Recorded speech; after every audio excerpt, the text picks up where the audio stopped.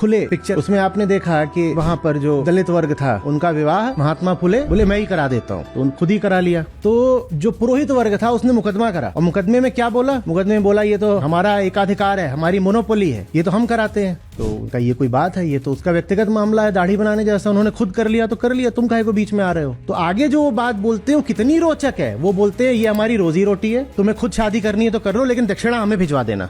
ये है रिचुअल, बिना कुछ काम धाम करे आय का स्रोत। समझ में आ रहा है क्यों इतना जरूरी माना जाता है लोक धर्म में कि तुम रिचुअल का पालन करो, क्योंकि पता नहीं कितने लोगों की आमदनी उससे जुड़ी हुई है और उन्हें बिना कुछ करे धरे पैसा मिलता रहा है सदियों से। तो जो अंग्रेज जज था वो क्या बोलता है उस पिक्चर में, नो वॉर नो मनी।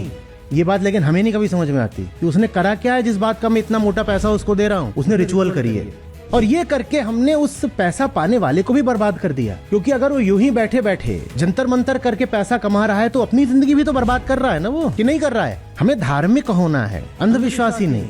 हम सत्य को पूजते हैं, मान्यता को नहीं।